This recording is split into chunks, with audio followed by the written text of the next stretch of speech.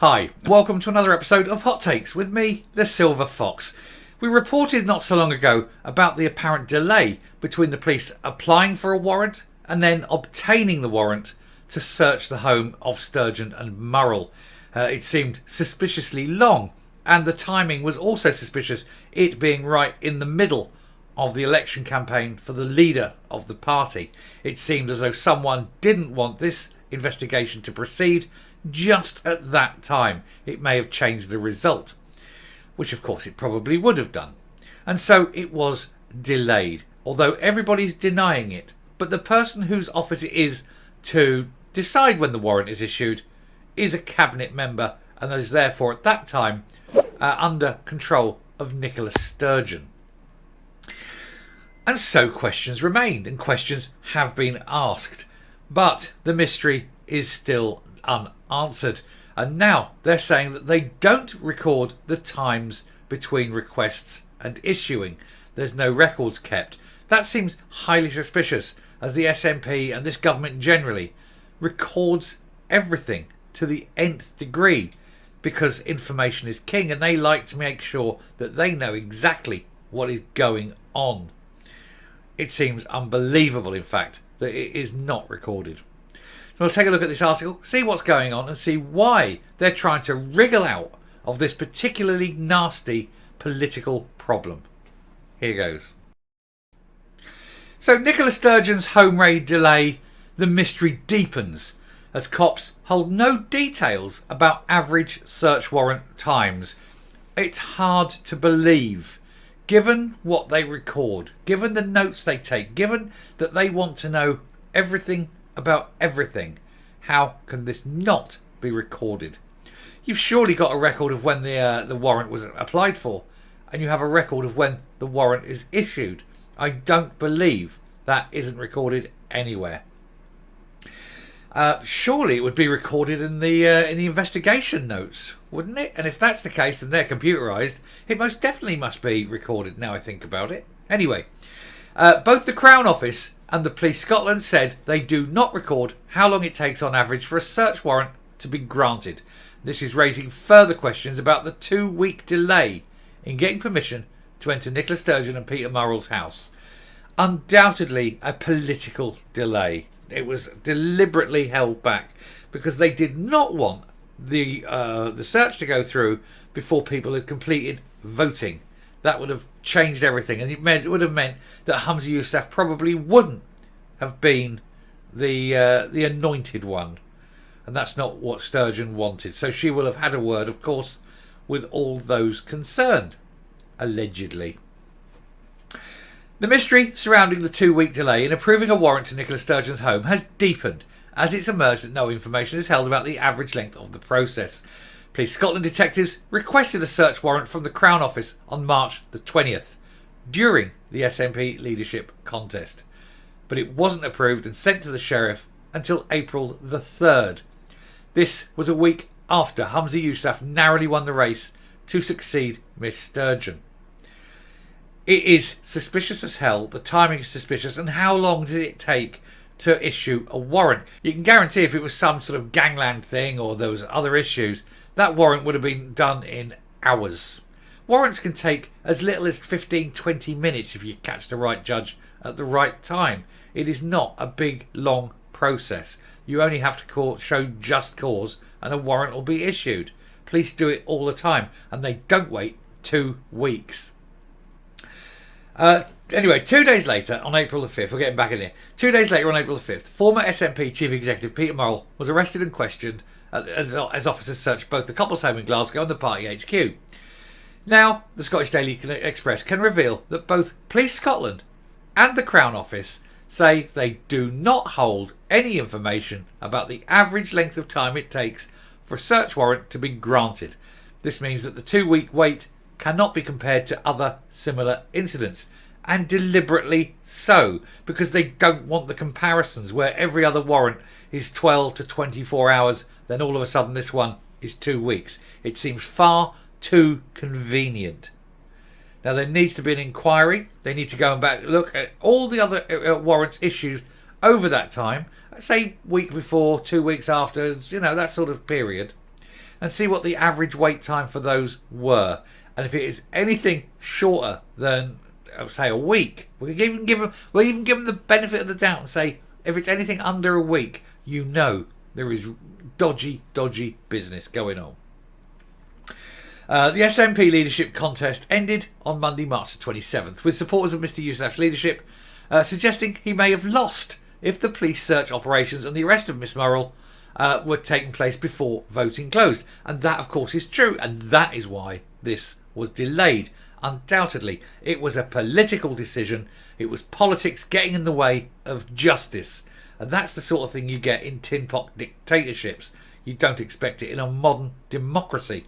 But then, this is Scotland. It is not a modern democracy. It is little more than a feudal baronetcy. These are your overlords controlling the people and lying to them continually, hoping to God they can maintain the power they have by the use of force. Both Kate Forbes, who lost the final round 52-48, and Ash Regan had questioned Mr. Murrell's position as chief executive during the contest, while Mr. Yousaf was presented as the continuity candidate who had the backing of the party leadership and even then could only just scrape over the line. We asked Police Scotland to publish the average length of time it takes for a search warrant to be authorised in Scotland from the time of the original request to the time of the Crown Office approval for each of the last 5 years. But the request was rebuffed, as the official said they do not record this. Sounds very, very much like an absolute lie. This means that it cannot be shown for certain whether the 2-week delay for the warrant for Miss Surgeon's home was unusually long. Oh, of course it was unusually long. It also raises questions about transparency within both the police service and the Crown Office. This is SNP Scotland. There's no transparency, is there? None at all. They are never going to give you a straight answer to a straight question because they know that the answers are so incredibly damaging. The Crown Office did lay out the exact process for granting a search warrant and said each request will be decided in its own circumstance. We were told the Procurator Fiscal plays an important role in the search warrant process. That is a cabinet position. The cabinet position of a cabinet that was being investigated. Oh, how surprising. Anyway, the Crown added, the Procurator Fiscal may require further information from or inquiries by the enforcement agency before deciding whether to make a search warrant application. The Procurator Fiscal may decide that the search warrant application is not justified. It also helps if the Procurator Fiscal is someone over whom you have control. Nicola Sturgeon. Where the Procurator Fiscal decides that a search warrant application is justified, the Procurator Fiscal will present the application to the Sheriff. The decision on whether to grant the search warrant is for the Sheriff. But it is only after the Procurator Fiscal presents it. And of course she is sitting there and going, oh, when would you like me to do this, Nicola?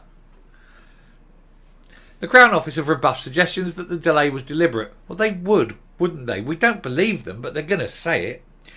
They said it is standard that any case regarding politicians is dealt with by prosecutors without the involvement of the Lord Advocate or Solicitor General, and we will continue to work with the police on this ongoing investigation. That's a non-answer.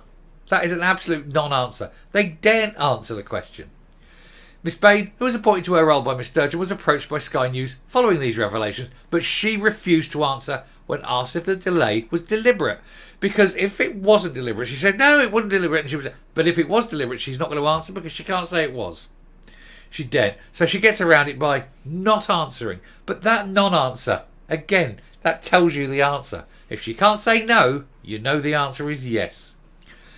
However, former SNP Justice Secretary Kenny McCaskill has called for a judge-led inquiry into the affair. The Labour Party MP said, as Justice Secretary, I was involved in changes to expedite the warrant process. Delays were then due to bureaucracy and IT systems. I never envisaged that police investigations might be delayed, but why what appears to be political considerations. But of course it was always going to be political. The moment they applied, they knew in the middle of that vote they couldn't do it. That had to wait until after the end of the vote, because they had to get Humza Yousaf in by hook or by crook, and we know it was mainly by crook. And I'm going to finish there and come up. The SNP can do nothing straight. Every single thing they do has a whiff about it, a stench. There's corruption, there's bribery, there's criminality. Every single thing. There is nothing they do that you can sit and absolutely just believe. They are rotten to the core, every inch of the way. There's nothing right about them. And even applying justice to their own party is impossible, because they control the police, they control the prosecutors, they control everyone. They are just a criminal organisation. They're like some tin pot dictatorship. I'm surprised they haven't got a secret police force, and I'm surprised they haven't got snatch squads taking the likes of me off the streets because I dare to criticise them. That's how bad they are, and you know it, and everybody knows it. But you still get the foaming at the mouth, wild-eyed louts who will vote for them regardless, even if they're voting for their own subjugation to a basically corrupt state. It's a failing state, and nobody is standing up to it. But hey, we can only point out all their foibles, and hopefully one day the message will get through and people will stop voting for them while they've still got an opportunity to vote, because that'll be the next wheeze, won't it? There'll be rulers for life. There'll just be a one-party state. Anyway, I shall stop there. Thank you very much for watching. If you like what you're seeing here on the channel, hit the subscribe button. Thank you very much. Ring that bell, leave a like, leave a comment, please share the video. Until next time, stay safe, stay well, and make sure you vote them out. Goodbye.